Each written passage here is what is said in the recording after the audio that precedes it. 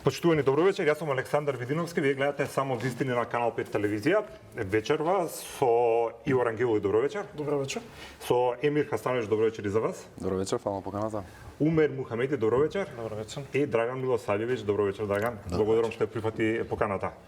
Ајде да речеме релативно млад состав и ќе пробам да ги опфатиме, односно да го чуеме вашето мислење за темите кои што се моментално најактуелни во државата, меѓутоа една визија за тоа како младите луѓе, високообразованите гледат на тоа што треба да се направи во Македонија за државата конечно да тргне со вистински чекори напред.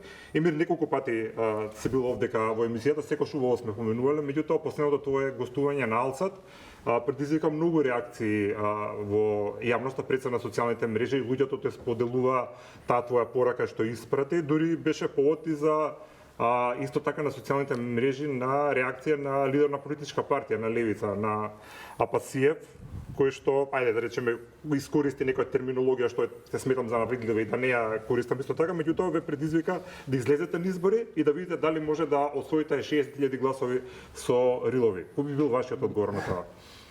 Прво, јас настојувам да се фокусирам на убавите работи. Мене ми е многу драго што, знаете, понекогаш се чувствувате сам кога ќе дојдете до некој заклучок, кога размислувате и не сте свесни дали може би тоа е така или не. Мене пред се ми е драго што сега луѓето имаат некакво чувство на заедница. Не ми е битен само бројот на гледаноста, него тоа што се зборува под, дека веќе се ствара некаков консензус за тоа барем како не треба, ако не знаеме како треба, нели?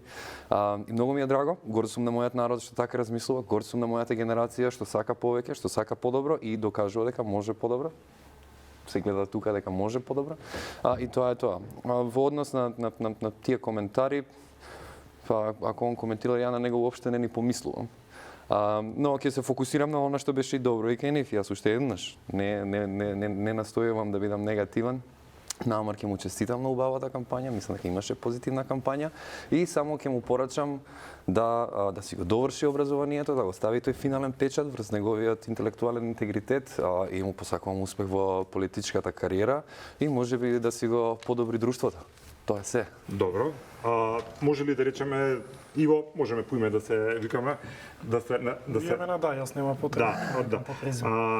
Иво, може ли сега да речеме во 2 минути какви поуки според тебе треба да извлечеме како општество тоа што се случуваше на локалните избори? Зборувам за резултатите, зборувам за излезноста и зборувам на кој начин политичките партии пробуваат да ги добијат гласачите. Добро, силно што се случуваше овие избори, па и многу циклуси наназад, не кореспондираат со мојот светоглед, пред се и со моето воспитување. Мојот заклучок е дека граѓаните дадоа многу јасна порака, тука нема скриена порака. А тоа е дека генерално ние би газели преку купови ѓубре и преку мртви тела само за да заокружиме партијата.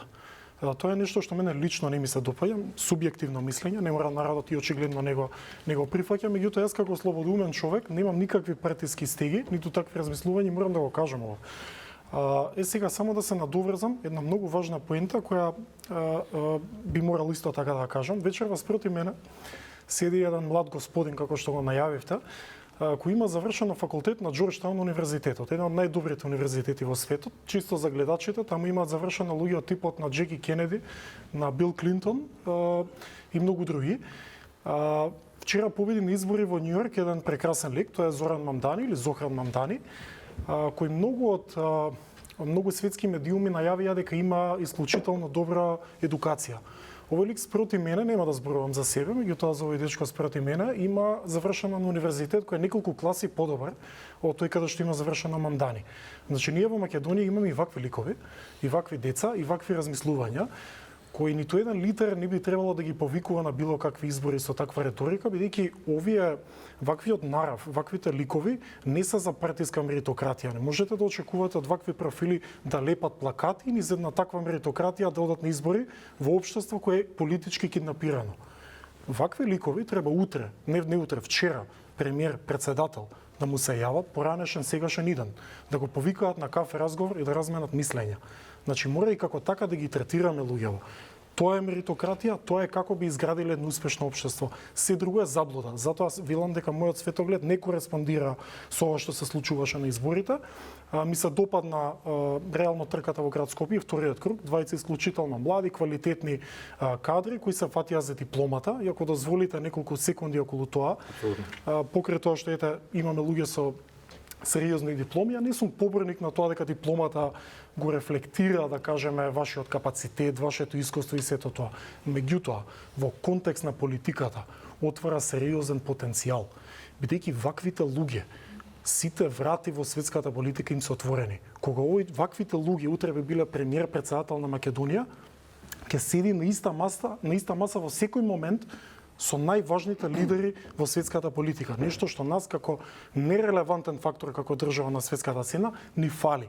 Никој не го знае Емир Хасановиќ, нити Бил Клинтон, нити некој од сегашните политичари. Меѓутоа, кога ќе покаже таа негова диплома, тука потенцијалот се отвара. Бидејќи тие луѓе функционираат на таа фреквенција, како што тој кажа на Алсат, ве чувствуваат како да сте на исто ниво. И не велам дека овие луѓе кои се без диплома, како Амар Мециновиќ, прекрасен лик, исклучително паметен, и меѓутоа треба и ваквите да ги искористуваме. Но тоа не значи да го повикувате на избори. Во Македонија постојат две реторики. Повели излези на избори да те видиме до кај си, и ако не ти чини, сели се. Со таков пристап не бидува ни политика, ни држава. Извинете ако зашто е да не биде конкретно за вас, дали мислите дека државата доволно го искористува човечкиот потенцијал што го има, што не е, да речеме, во некој партиско купче, да речеме интелектуалци, што треба да направи за повеќе овие луѓе да ги искористиме да придонесат за својата држава? Мислам тука разговорот е двонасочен. Мислам дека партиите до сега имале еден модус операнди на тоа како се регрутира, како се прогресира и како се наградуваат напорите или она што се подразбира под придонес во партиската структура. Јас не сум комплетен поборник за тоа дека треба да се угасе светло во сите партии, меѓутоа начинот на кој што функционираат мора да се промени.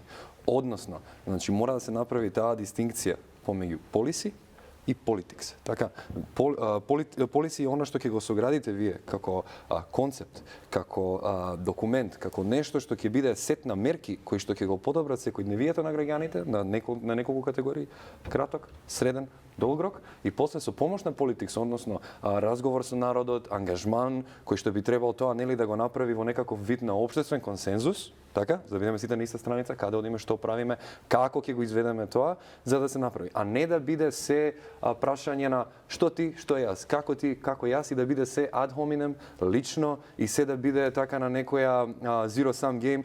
Ако не можеш, излези. Значи, не е проблем. И да се излезе на избори, тоа е највисокиот чин на демократска алатка, меѓутоа мора да има една, знаете што, многу едноставно. Мора сите да сватиме дека сите овде сме на иста страна. Немаме друга страна, сите сме Македонија.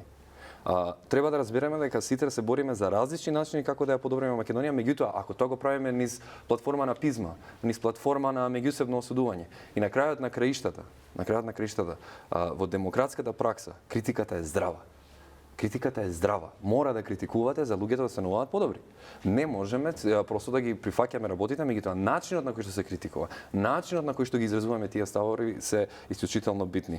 А во однос на традиционалните партии и односот према интелектуалците, исто така интелектуалците мора да разберат дека интелектуалец не е само ова. Интелектуалец е осцилација. Да можете да го правите и ова, да можете да го правите и ова. Може би не лепење плакати, али сигурно ќе треба да пишувате и соопштенија кои што не сакате да ги пишувате, и да правите истражувања кои што ви се здодевни и досадни и кои што може би не сакате, но мора да го минете тој процес доколку сакате вистински да ја запознаете државата со која што претендирате да водите и да направите подобро. Тоа е целата идеја и така се родила партијата.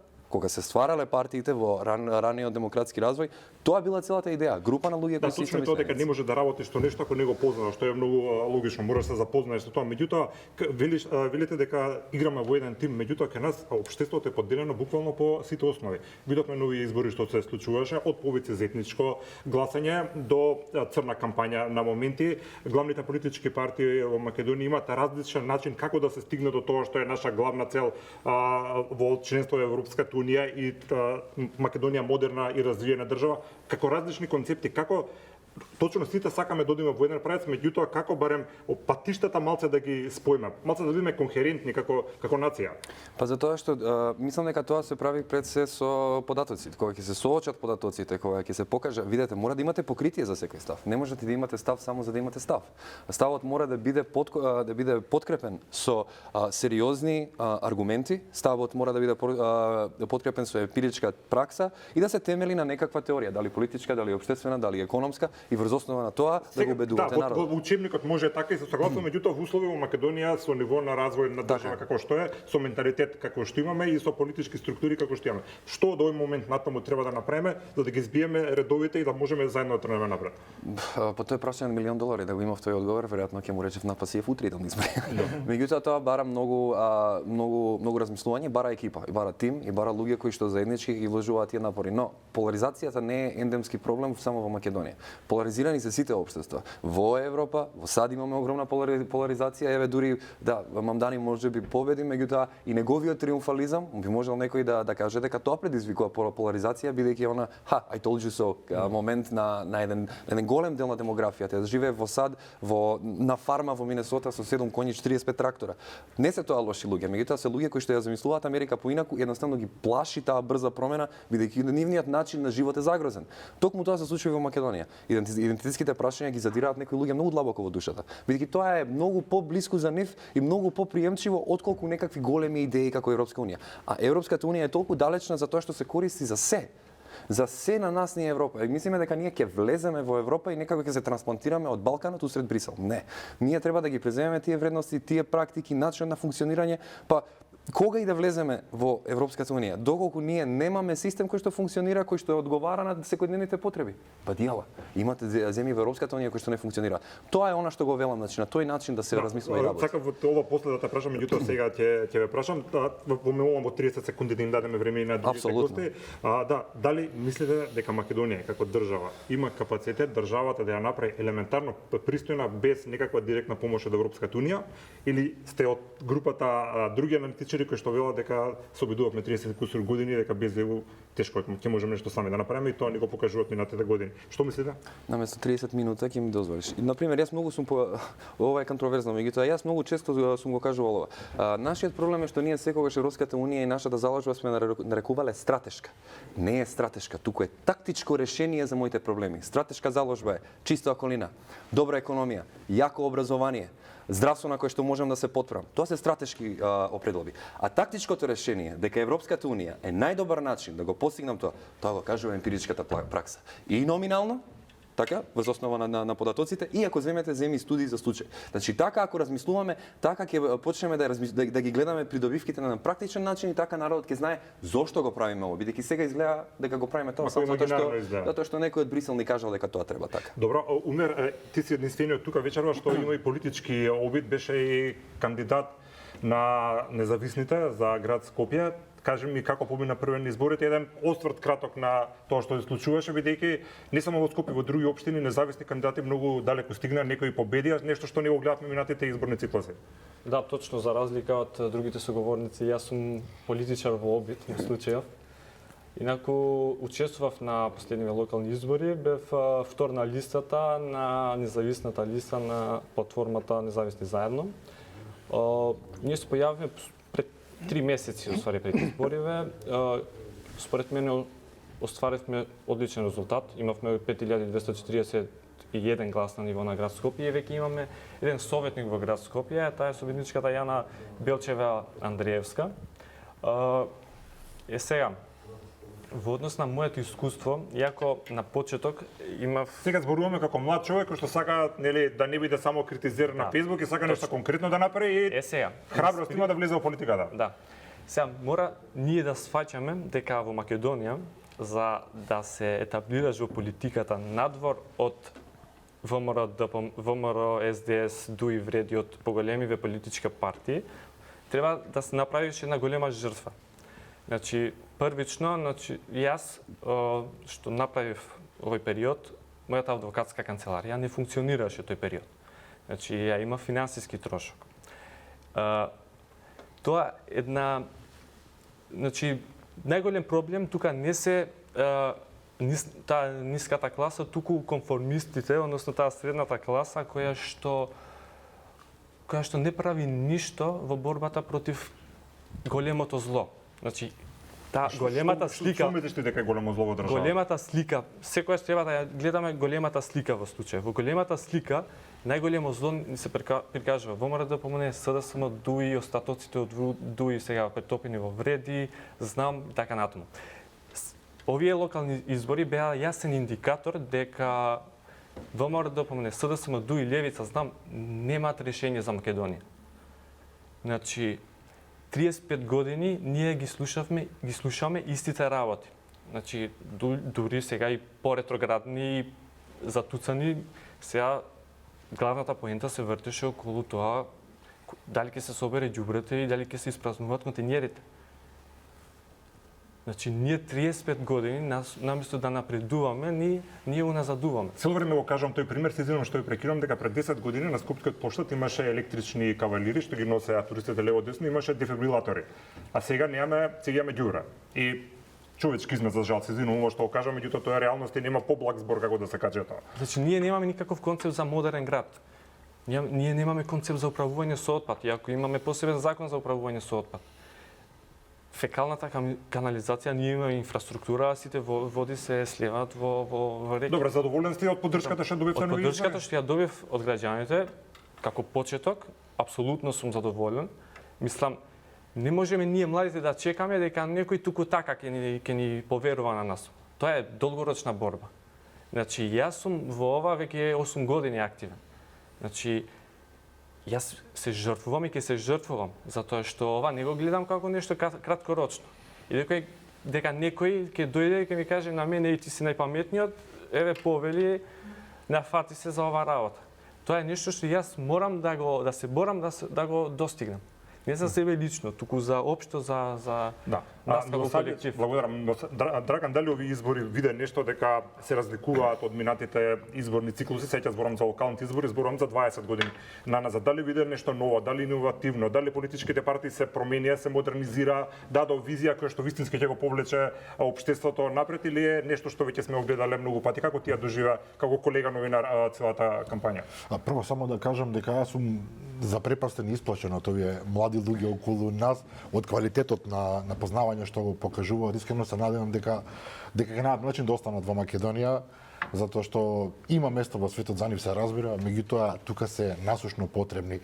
Што се однесува до самите избори, ништо посебно, да бидеме и искрени, стандардни процедури, стандардни реклами, нормално во зависност од технологијата со која што располагаме сега, делуваат посвежо, меѓутоа пораките како такви не се кој знае колку изменети. Јас би согласил со младиот господин, до мене се извинувам, кога вели дека ние го спуштивме нивото на расправата за која што воопшто дебатираме. Значи ние сега дебатираме за тоа кој ќе го собере ѓубрето. Не разговараме за суштински проекти кои што би требало, не знам, да направат од Скопје вистинска метропола. Туку кој ќе го собере ѓубрето, дали ќе има автобуси. Тоа значи дека нашиот стандард и логика паднала на овој испит. А самите пораки како такви може човек да ги дожива во зависност од тоа колку Како треба да лоцираме кој е виновен за тој пат што го констатираме сите тука? Мора да лоцираме дека тој е виновен за тоа. Не зборам за човек, туку за политичка структура, па и за генерација, да речеме, на политичари, бидејќи имаме еден антисистем кој што буквално не јади, кој што многу тешко може да го промениме. Па зависи од кој аспект ги гледате работите. Вие ако сакате политички да гледате, се разбира, лесно ќе најдете. Виновни се, не знам, виновна е Данела, виновен е советникот од Вреди, виновен е, не знам, градоначалникот од ВМРО, ако сакате така. Меѓутоа, јас мислам дека проблемот е посуштински. Мислам дека се ушушкавме во една состојба во која што партиите сметаат дека е доволно ова што го прават до сега, за да ги заштитат своите гласачи, односно да го заштитат своето гласачко тело без поголем напор. Нас ни треба нова парадигма и тука многу се согласувам со господинот Емир. Да, се извинувам, затоа што нас ни треба нова парадигма. Нов пристап кон работите, да се соочиме со фактот дека новите генерации им треба нешто многу повеќе од ова што досега го нудеа како можност. Оптимиста дека тоа никој ќе го даде ако не се избори. Апсолутно да, затоа што мора така да биде. Едноставно времето ќе ги прегази тие што нема да прифатат. Нема да го прифатат новото време. Дали ме разбираш? Едноставно ќе се најдеме во ситуација во која што сега во овој момент има некакво лимбо кое што едноставно ќе мора да се скрши и ќе мора да влеземе во некои нови состојби. Да, Иво, каков индикатор е тоа што за вториот круг на изборите само 35% од граѓаните на Скопје решија да излезат да гласат? Зборуваме за град кој што има толку акутни проблеми, кај што нема друга европска метропола со такви проблеми. Имаше голема мотивираност, луѓето сакаат промени, меѓутоа сепак само 35% во вториот круг гласа. Каков индикатор е тоа за вас? И па толку и сакаат промени. Многу е јасен индикатор. Сака да кажа дека другите се померуваат и дека Па да, затоа што окей, една од главните вини ја не ја гледам во партиите, не ја гледам во градоначалниците, ја гледам во самите нас. Ние како народ, најмокната демократска алатка која имаме, тоа да излеземе да гласаме и да поддржиме промени или да го поддржиме статус квото, односно постојаната политика. Безброј пати го кажувам ова, меѓутоа дозволете ми уште еднаш да го посочам, а тоа е на една телевизија бев каде што граѓаните беа анкетирани во една скопска населба, каде што градоначалник мислам дека веќе има 2 мандати, постоечкиот или еден, неважно. Граѓаните ги прашуваат прво прашање дали сте задоволни со тоа како изгледа општината, чистота и така натаму. 70% одговараат катастрофа. Второто прашање дали сметате дека оди во добар правец општината, 60% одговараат не. И третото прашање за кого ќе гласате, за истиот. И тоа е се што треба да знаете за барем за локалната политика во Македонија. Едно мое мало искуство кое би сакал да го споделам. 2 пати учествував на Советот на град Лондон, додека Сади Кан беше градоначалник, мислам дека и се уште, некаде 2016 година. На нивните седници, градоначалникот и неговиот тим разговараат за како ќе изгледа Лондон во 2030, 40, 50 година. Отварање градинки, чистење ѓубре, тоа е опис на вашето работно место. Ако има ѓубре, го чистам. Ако треба градинка, ја градам. Вие како градоначалник и тимот треба да изградите перспективата и визијата за градот. Јас сум за локална политика, тапа. Меѓутоа, сум научил нешто дека не може, нас не ни требаат градоначалници со кравата и одело. Ни требаат луѓе со визија, со способности во делот на организација, менаџмент, поможност и искуство, ајде да кажеме луѓе од народот. Така што сметам дека додека не казнуваме ние како граѓани на избори, нема ни да имаме ни ваква понуда. Ваквиот резултат на изборите ги обесхрабрува и оние кои се двоумеле дали да се кандидираат и да направат нешто во животот, во политичкиот живот. И Добро, гумина велат излезете. 35% излезуваност не е го запало условно кажано црвеното светло, партиите кажат луѓе, многу малце луѓе ни скачаат да гласат, мора нешто да менуваме. Видете, јас да сум лидер на ВМРО ДПМН, секој ден ќе одам на избори. Тичките победија секоја чест. Пар екселанс. И како што вели Милосавлjević, немаат никаков мотив нешто да менуваат, бидејќи вака си го одржуваат статус квото и си победуваат на избори. Повикувате млади да одат на избори? Еве ги беа, па што не ги гласавте? Што не ги гласавме? Еве ни шанса, така независни, млади, или тоа бара политичките лидери живот. Зошто не ги изгласавме? 5000 гласа, со тоа ќе се задоволуваме на милионски град. Тоа ли е свеста на градот Скопје или на целата држава? Значи, мора малку вината и во нас самите да најдеме, не само во политичарите. Тоа е само едно субјективно како да го мислење менуваме кое тој мајндсет што вели Иво дека ни пресудува лошо да одлучуваме или да оставаме други да одлучуваат за нас? Сега зборувам не само за овие избори, зборувам генерално сега како општество. Се да не филозофирам премногу, меѓутоа пак таму лежат повеќето од одговорите. Толку време имаме поминато како цивилизација дека има одговор за се, веќе најдено, само треба да го имплементираш правилно. Во таксономијата на моќ на Мишел Фуко, една од главните моќи кои што го има системот, паноптиконот како што тој го нарекува, нели? Малце језива аналогијата е дисциплинарната моќ. Односно, државата одлучува како ќе создава едно општество, бидејќи вие имате моќ на образование, моќ на креирање на култура, моќ на креирање на се, односно да го дисциплинирате животот на граѓаните. Ние кога ќе погледнеме каква е нашата дисциплинарна моќ и како ја вежба, односно ја практицира дисциплинарната моќ државата, ние гледаме дека имаме образовен систем кој што е некомпатибилен со времето, универзитети кои што не се веќани на шангајската листа. Дисциплинарна моќ, бидејќи не гледа цела држава да им биде јасно буквално на дисциплинарната моќ, значи е таа моќ каде што државата го креира општествениот живот на многу начини, од образование. Значи вие ви кажуваат што знаете, што не знаете и на кој начин ќе учите. Ви кажуваат преку Министерството Министерството за култура и регулирањето на култура, како ќе конзумирате културата и што. Така, ви регулираат колку е работното време и колку ќе работите. Тоа е дисциплинарната моќ на државата. Кога ќе влезете малце подлабоко во сршта, вие може да видите значи какви учебници, од која година, за каков пазар ги спремате луѓето и со кој скилсет. На пример и во културата. Нашата култура, јас пред некое време разговарав со една личност од 21 година и прашав едно логично прашање бидејќи не знаевме што да правиме, сакавме да се забавуваме во Скопје. Прашав просто прашање. Дали можеш да замислиш Сабрина Карпентер да дојде во Скопје? Се вкочени, запрепастена. Као, не е на периодичната листа на опции да дојде некој од тој калибар во Скопје. Сваќате? И тоа е таа дисциплинарна немоќ. Меѓутоа ние имаме пак питијади и пакијади и зилкеда. Не е проблем ако го имаме тоа, ние треба да се почитуваме својата култура, но проблем е ако го правиме само тоа. Ако не учествуваме во светската култура, не ја конзумираме и не продуцираме нешто што би можеле да извеземе.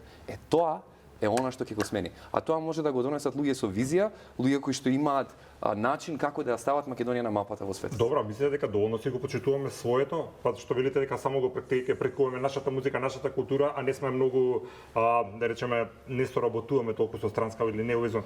Ја мислам само мој лично мислење дека воопшто ние своето не знаеме да се го почитуваме. Може најлошо се однесуваме кон своето и кон нашите глумци, кон нашите пејачи, кон нашата уметност, кон нашиот фолклор, кон се што е наше.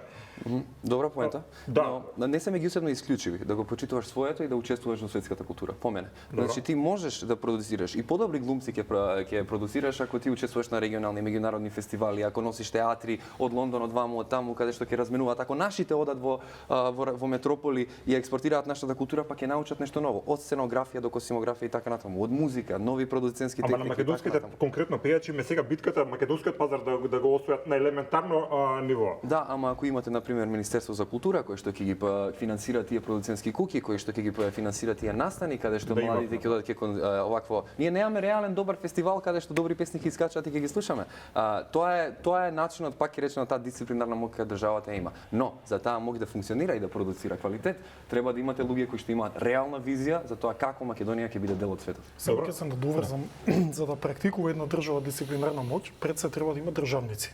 Државници во превод значи луѓе кои го ставаат личниот интерес под тепих, личниот интерес под тепих во за полза на државниот. Сметам дека тоа е нешто што е во најголем дефицит во оваа држава. И затоа меѓутоа има луѓе во Македонија, има млади, ќе повторам и образовани, кои нивниот политички светоглед, односно не ја гледаат Македонија низ призмата на ВМРО, СДС, салата и ракија.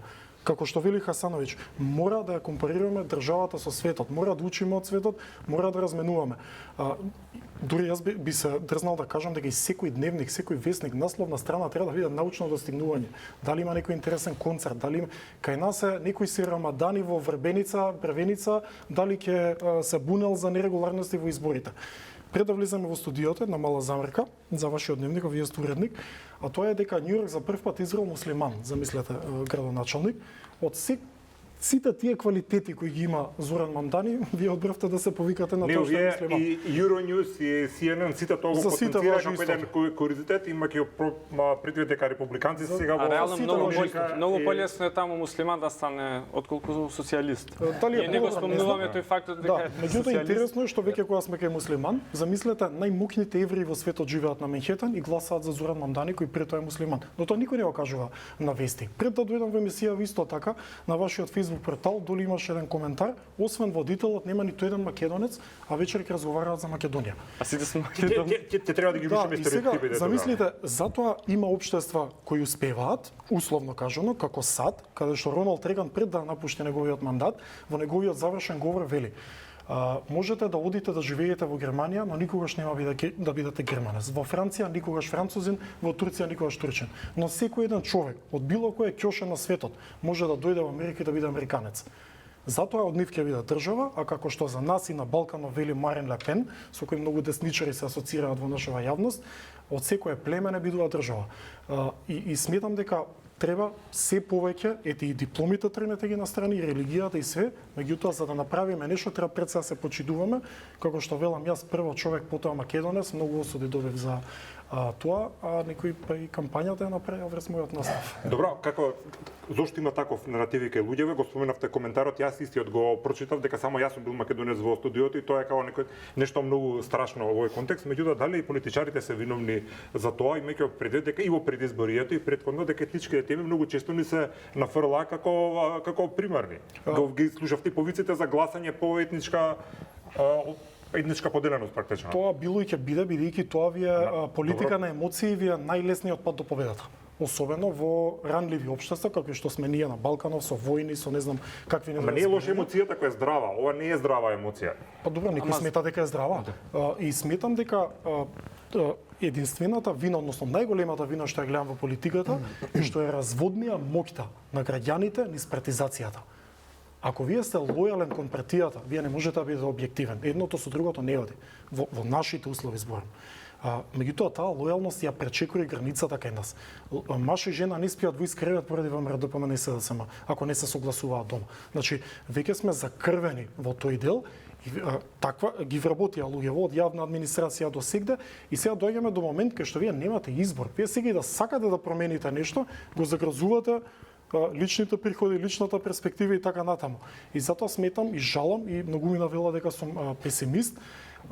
Има многу решенија, веројатно многу генерации ќе изгорат условно кажано како и мојава и нема да го дочекаат тој пресврт, но некој мора некаде да почне и да се изрази слободно. Јас само апелирам до сите млади кои излегуваат на телевизија и ги повикувам се повеќе да повикуваат. Не е решение на политичките партии да ангажирате армија од ботови и да ги напаѓате овие луѓе со разни измислици. Ако некој има различно мислење од СДСМ дека не може да влезе држава до 2030 или од ВМРО ДПМНЕ дека некој го поддржува договорот од Преспа, тоа не го прави еден човек сорасоид, не го прави шарен револуционер и не го прави не знам си каков квази европјанин или северџан. Мислам, дозволете малку и младите да покажат нешто, да се обидат да направиме, бидејќи сакале или не келе, иднината останува на нас. Добро, за тоа ви благодарам на сите уште еднаш што ја прифативте поканата, бидејќи верувате дека кога ја работиме емисијата дека многу ни е тешко понекогаш да најдеме соодветни соговорници, бидејќи многу малце луѓе се охрабруваат јавно да говорат, се плашат дека после имаат политички притисоци, критики и така натаму. Вие тоа го правите, за тоа ви благодарам, мислам дека на сите интелектуалци, јавни личности, новинари, политичари во обид многу е важно да излегуваат и да кажуваат своите ставови. Мислам дека на некој начин тоа е патриотски чин и обврска кон државата. Го спомна зборот интелектуалци, јас често велам, тука кај нас не е проблем само незнаењето на актуелните политичари. Туку проблем е и најголем проблем е арогантноста на интелектуалците. Тука секој сака да си ја зачува својата комфорт зона. Значи, ние многу убаво можеме да звучиме тука. Можеме различни предлози да дадеме. Но кога треба ние од личното нешто да жртвуваме за да превземеме некоја одговорност, ние тогаш одлучуваме да ја зачуваме нашата комфорт зона. Зошто немаме храброст? Затоа што на некој од нас, ако ни се јавува сега премиерот и ни кажува, видете, овој ресор, на пример, ми треба еден млад човек, што можеш да нудиш, дали би се нафатил да бидеш министер, не знам, за дигитализација. Никој од нас нема да се нафати. А Орце Георгиевски, да му каже од утре си генерален секретар на НАТО, он ќе ги запраша некого каде седиштето на НАТО и утре ќе лета за Брисел. Мислам, тука сакам да кажам дека тука многу полесно можете да најдете човек кој што би се нафатил да биде директор или министер, бидејќи таков менталитет имат инсталирано во политичките партии. Таму не им викаат какво образование високо имаш. Дали имаш средно, затоа што ние ги имаме нашите универзитети кај што штампаме дипломи, како што ДУИ прави во Струга, во Тетовскиот, како што ВМРО прави во Европскиот, туризам менеджмент, Свети Николи и така натаму. Ние збориме за дипломата на Амар Мециновиќ, го забораваме фактот дека пола од пратениците се дипломирани или во Струга, или во Свети Николи, или по приватните универзитети. Амар Мециновиќ е извонреден студент додека бил. Сакам да кажам дека и интелектуалците мора да излизат од нивната комфорт зона, мора да жртвуваат нешто за личното, затоа што тие се тие кои што на крај таа високата класа на олигарците ќе треба да да ја победат. Зошто Не колку може- повели? Во овој аспект можеме ли да додадам Апсолутно, само да. нешто? Јас сметам дека меѓу образовани човек и интелектуалец има огромна разлика, кој што кај нас често се Апсолутно. заборава. Образовани луѓе има во Македонија колку сакате. И оние кои што се вистински образовани и тие кои што купуваат дипломи формално. Меѓутоа интелектуалец е човек кој што Ама, презема ама многу- одговорност и лични и обштествени. Јас тука се согласувам. Кога вие одбивате да учествувате во општествениот живот, со најдоброто од себе, вие освен што му правите штета на општеството, си правите штета и на самите себе. Меѓутоа повторно комфорт зоната за која што зборувате е најсигурно јас имам одредено место тука, добра платичка, што- добри Извини. комбинации во кои што сум се наместил, семинарче овде, семинарче тука, и јас ќе си го преживеам животот така. Одговорноста овдека тотално ја исчезнува. Значи, мене колеги од факултет, на пример, цело време ми викаат, абе ти беше еден од најдобрите студенти, сега немаш успех во професијата. Си станал адвокат толку рано, викаш, зашто не можеш да се пронајдеш? А од друга страна заборава дека јас 8 години веќе терам нешто друго. Јас со граѓански активизам сум почнал од 16-17 години. И многу е тешко ти да видиш дете од стечајни работници, чија што примарна дејност било земјоделието, и тие родители успеале да растат доктори, адвокати, инженери. И јас да дојдам во фаза кога можам и јас нешто лично да се збогатам, да си го средам живот, како што викат кај нас, но јас одлучам да се борам за колективното добро. Си го жртвувам личното за да се борам за колективното и на крај гледаш дека тука тоа не се цени. Дека тука јас, на пример, кога се повлеков од град Скопје, знаеш кој беше коментарот на луѓето? Ти си глуп, ти си таков, ке правеше пари, знаеш колку те сакаше, Данела те почитуваше. Значи, таков менталитет тука владе. Затоа е многу тешко, особено надвор од ВМРО, од овие политичките партии што се најголеми, да се етаблираш во политичката сцена. Да,